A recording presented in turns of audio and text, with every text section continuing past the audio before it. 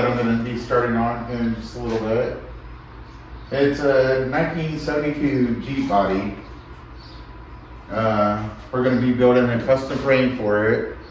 Well, what I have is I have a front clip out of a 96 S10 that I'm going to use, for the front suspension stuff.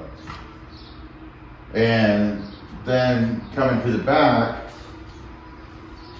this is where it all get pretty much custom. It's going to have a triangulated four-link setup in it, and it's going to be totally on air ride. So the rockers themselves will actually be touching the ground, just like how it's set in here right now. So we'll start from the front to the back here. Like I said, this is a 96 Chevy S10 frame that's been chopped about halfway back. I'm not exactly for sure where I need the frame rails at, so I'm gonna, once we get to that, we'll end up cutting those off some more, I believe. But most of the front suspension here is gonna stay fairly well stocked, except for the air ride. And what we've done is we've de-humped the lower control arms to make sure that the cross member lays on the ground. This build is very important that it lays on the ground. That's where I wanted to set. Okay, coming up here to the engine. This is an LM7, I believe I love it, 2002 Silverado. This engine is gonna have enough power, more than enough power for what this little vehicle is gonna need. So it's gonna stay pretty much stock, except, all the emission stuff is gonna be taken off of it. There won't be any emissions at all. It is actually hooked to a Turbo 400 that I've already pulled out of a different vehicle that I built just a little bit ago, and we're going to introduce that one to you here in just a little bit. But this is a 400 Turbo 400. It just has a mile shift kit in it. I think a 2500 stall, and it's a kind of fancy gear shifter for a rat rod, but that's what I have, so that's what I'm going to keep.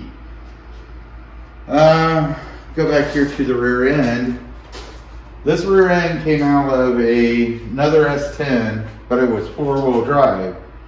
And the reason why I went with this one, for one, it has disc brakes on it. It has a locker already in it. It's 373 gears. And it's 2 inches wider than the front end, which is very important because I need the wheels themselves to stick outside the body. So they're not going to be inside these wheel wells anymore. They're going to be out here. So you'll see all 4 wheels sticking out. And then, like I said, it's going to have the triangle 4-link. We got it set it over in a box, but we'll get to that here in just a little bit.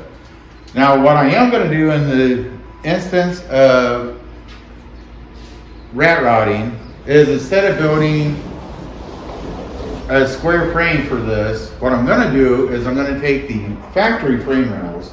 This is the factory frame rails that I cut off the S10. And I'm going to reconfigure these to go in that. And the reason why is just to save money. But like I said, in the spirit of rat rodding, I think it's going to be pretty cool. Most people just put square tubing back there. I'm going to use the factory frame rails. Let's see, now, there isn't a whole bunch to talk about this, just because of what it is. There's just not too many moving parts to it. In the very next episode of what we're going to be doing is I'm going to be building the cross member and the motor mount brackets. If you see here, the motor is set way back from where a factory, even a small block Chevy would set. I did that on purpose. Because once these frame rails get cut off and the grill gets on here, I wanted the front wheels as far forward as I possibly could. The rest of it, honestly, is just going to be a lot of body work. And as you can see here,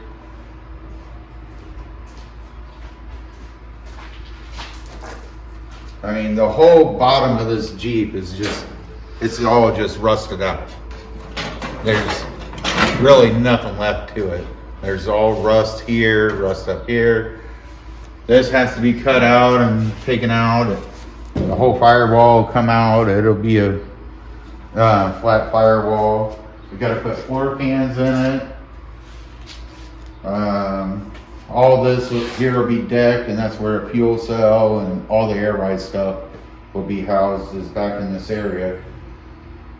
But as you can see, there's tons of body work to this thing.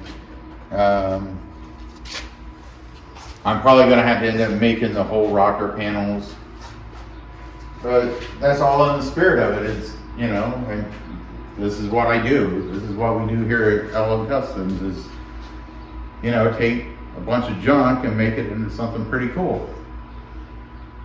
Let's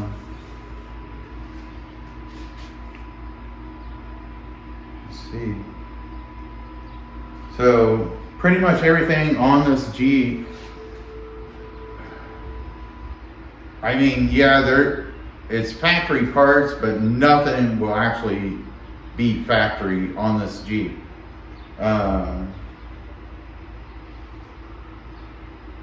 mean, even the roll cage, when I put the roll cage in, or even the front windshield, when I start building the roll cage, that's where the front windshield is going to end up being, is going to be attached to the roll cage, which the roll cage is only going to, you know, cover this area. It's only going to set up about this high.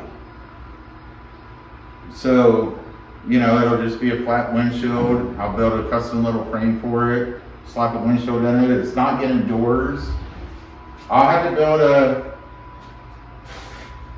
I guess you would call it a tailgate, but it's not really going to be a tailgate. It's just going to go out there, get welded on, closed in, because the whole back half will be closed in.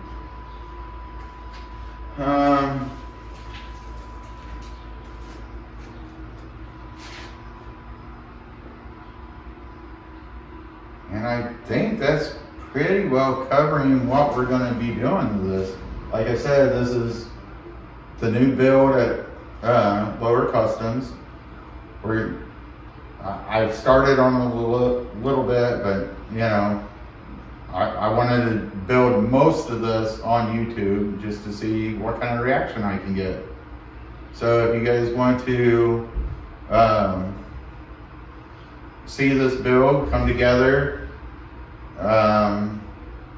like and subscribe. And my plan is with my actual work and then this shop, I only get up here during the weekends, so I'm hoping to put out one video a week until this thing's done. And the ultimate goal for this is to make it to LS Fest in Bowling Green, Kentucky. And that's in September, first part of September. And that's my plan. Then there's actually a local car show. It's a pretty big car show up in this area, but it's called Ducktail. And last year I won in my C10, and hopefully this year I'll win another trophy with this one. All right, thank you and have a good day.